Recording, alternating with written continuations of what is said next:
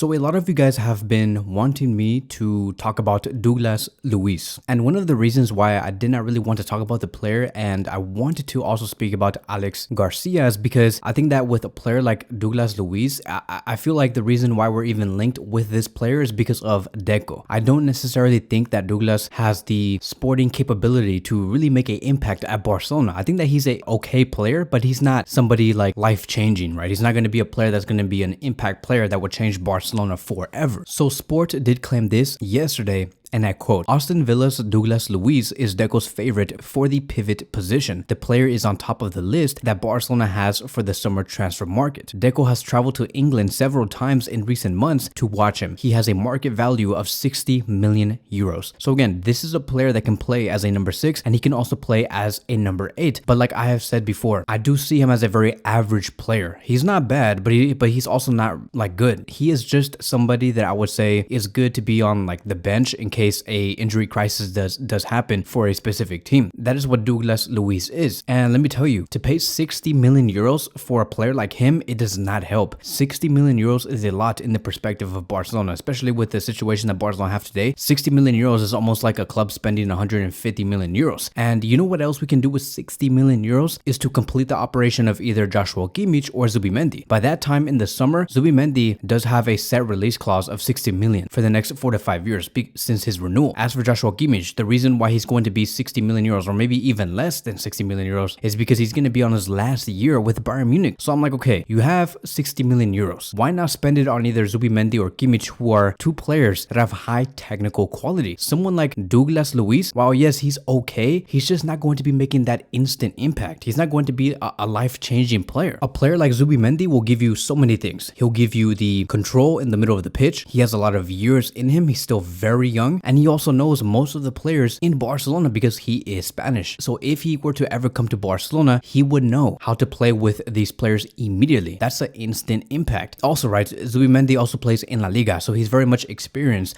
on knowing what it's like to play against all of these other clubs within the Spanish league. So 60 million euros for someone like him is so worth it. But for someone like Luiz, I can't really tell you or justify why he would be costing around that type of price range. And if you look at his history, you can see that he has been with Man City. He has been with Girona. Yes, there is some sort of connections with Barcelona, I would say. Maybe the fact that he played in La Liga before, maybe that's the reason why Barcelona won him. Maybe the fact that he is a Man City player or he used to be a Man City player, maybe that's also a reason why Barcelona won him because Barcelona love Man City players. But still, 60 million euros is just too much. I would even debate on getting this player for free. And I believe that the reason why he is being eyed, it is because of Deco and because Deco has a huge market and huge connections with the Brazilian players and the Portuguese players and also the Argentine players, which is why we have been seeing so many Brazilian players being linked to the club. He used to be an agent. Now he is the sporting director of FC Barcelona. And here's the one thing that does get me very nervous about Deco. I'm not saying that this is true, but I'm just saying that everything that I'm going to be saying from here is just me speculating and nothing more. Nothing from here is factual, but it gets me nervous when I see Deco try to make moves like this. Like, is he doing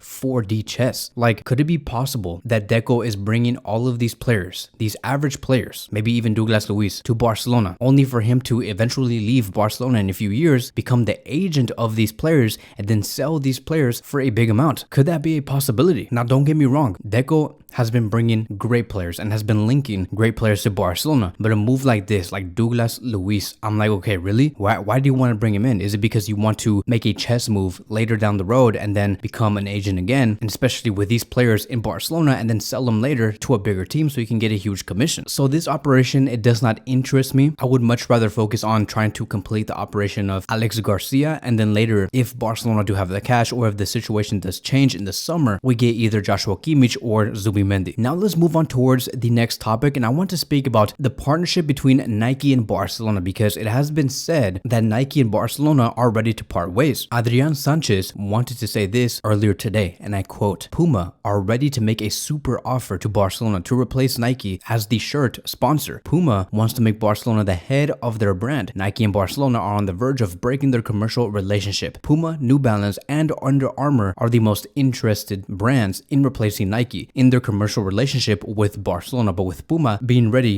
and more willing to make the super offer to the club. So look, Nike and Barcelona have been working together since 1998, the year I was born. So it has been almost 26 years. But lately, in the past 5 to 6 years, we have been hearing so many stories on the tensions that has been happening between Nike and Barcelona. And back in 2016 or 2017, there was a renewal contract that was taking place for Barcelona to receive even more income every season. And at that time, back in 2016 and 2017, it was seen as a record-breaking deal that was being made. And Barcelona at that time were claimed as having one of the best deals with Nike. They were going to receive 150 million euros per season. Everybody saw that as a huge win. But as time went by, as we go 7 to 8 to 10 years later, since that deal was made, it is no longer seen as the biggest deal as they saw it before, because times have changed. Things got more expensive. Clubs are demanding more money, and Barcelona want more money ever since that deal. And I can understand why Barcelona are asking for more money from Nike, because I think that one of the factors why Barcelona want more income is because of their financial situation. And I believe that Joan Laporta is looking for a bigger stream of income so Barcelona can sign more players. So yes, while 150 million euros at that time in 2016 seemed like a lot, now today a club like Barcelona needs even more if they want to survive, if they want to make an impact in the transfer market. So I understand where Barcelona is coming from, but Nike on their end, they don't like this. They don't agree with paying Barcelona even more money. We don't know how much and how significant this is, but it is definitely more than what they originally agreed 7 to 8 years ago. Keep in mind that there has also been other tensions between Barcelona and Nike, not just about the income, but also about how Nike always distributes the kits every season very late. Like, I know that you and me have heard about this before. We have heard that Nike are having distribution issues, that they can't put out the shirts on time every season, and Barcelona receive it hecka late, and we also receive it really late, and we don't see like our Barcelona shirts until like the end of August or the beginning of October. Barcelona would like to change that, and they would like to have their shirts being fully ready for the upcoming season, like in the summer. Another thing is that the way that Nike has been designing these shirts for Barcelona, they have not looked so good. Like, they don't look good, and I think that other clubs out there like Man City, AC Milan, they have better shirts. They have better good looking shirts, even with Real Madrid, Atletico Madrid. Barcelona, for some reason, always receive the ugliest shirts. They're not bad, but they are one of the ugliest compared to one of the other clubs. Now, all of this is subjective.